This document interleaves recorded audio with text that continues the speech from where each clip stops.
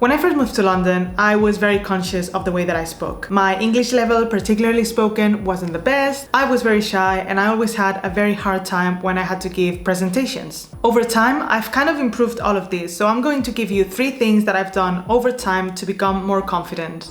Speaking in public and giving presentations is one of those skills that I've always kind of underestimated. I knew that I had to improve my English level, but I didn't understand that speaking in public confidently was also something that I needed to learn. And I'm not kidding, it has taken me years to understand that this is a real skill to have, especially since I became a freelance. I have to give presentation to clients, I have to introduce myself to people and tell them what I do all the time. So this is a skill that I still need to keep improving. And to be honest, this is one of the reasons why I started this YouTube channel, to get better at it. There are obviously so many benefits of talking confidently and being good at public speaking. The first benefit of improving your speaking skills is adding value to the work that you are already doing, especially if you are a designer. As designers, as artists, as people who work in a company, we usually work in teams. And as a designer specifically, I've seen there's a lot of value of being able to tell people confidently what's the thinking process behind an end result. So instead of just showing the result that you got at the end, you explain all the tasks and all the steps that took you to that final result. So not only you can show that you are a good designer by your actual designs, but you add value to that team by being transparent with what you do. The second benefit, and that applies specifically to freelancers, is, as I've said, you are able to sell yourself better. If you're constantly looking for new clients and new projects, you will have to introduce yourself and present your work over and over again. The first time you might not be very good. You might have to go over your notes or read slides, for instance, but as you do it and you keep repeating it, you should be able to present yourself more confidently, and that only happens if you improve your speaking skills. We all know the benefits of improving our speaking skills. Now, these are the 3 things that I've done over time to be more confident when I speak in public. The first one is to speak out loud.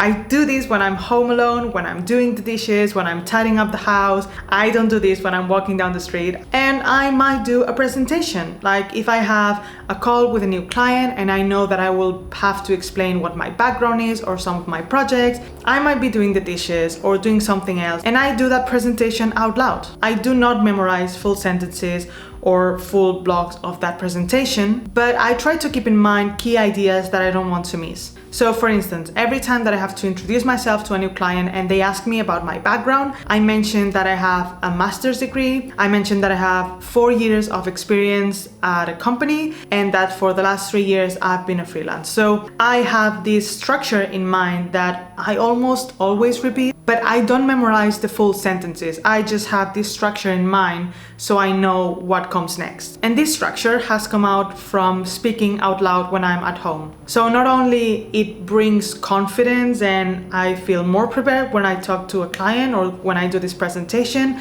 but it also gives me structure on the things that I want to say. And let's be honest, they almost always ask the same questions, so the more prepared you are, the more confident you will speak. So first tip, speak out loud. The second thing, and I'm still practicing this, is to speak slowly. Now, I'm Spanish. When I speak in Spanish or in Catalan, I speak very quickly. My ideas just go. When I speak in English, because it's not my native language, I need to pause myself and not speak at the same speed that I would do it in Spanish. If you speak fast, you give too much information, and sometimes you just want the person that's listening to you to keep a key idea. So if you give a lot of information, they will miss that key idea. So if you have that structure in mind and you speak slowly, your idea will come out much clearly for the other person. Now, notice when someone really intelligent, like an expert, a scientist, they speak very slowly. This is something that I've noticed, that very clever people speak very slowly. And in a way, they come out as much more intelligent and more experts in their field because they speak slowly and they don't rush. They don't need to fill the space with loads of words. They just need to fill the space with what they already know in a summarized way. So second tip, speak slowly.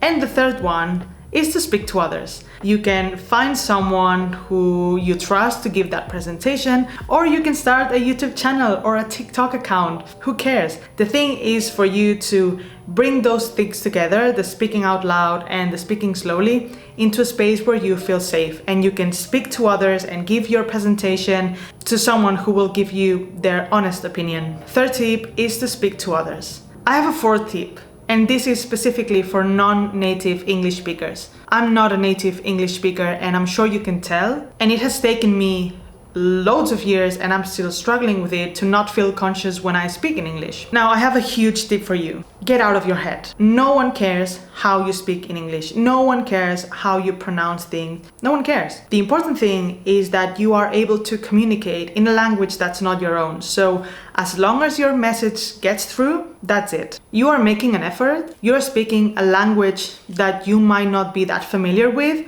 and that should be enough. When I first moved to the UK, I was so obsessed with getting a British accent and being able to speak the way they spoke. Now, I don't care anymore. My accent is part of my identity. I always say that I'm smarter and I'm funnier in Spanish or Catalan than I am in English. But the thing is that I can speak in English, I can communicate, and I can get my message through. So my tip is just get to the point and forget the rest. As long as your message comes through and the person listening to you understands what you want to say, forget about accents and forget about the mistakes that you make. You'll make mistakes, but it is what it is.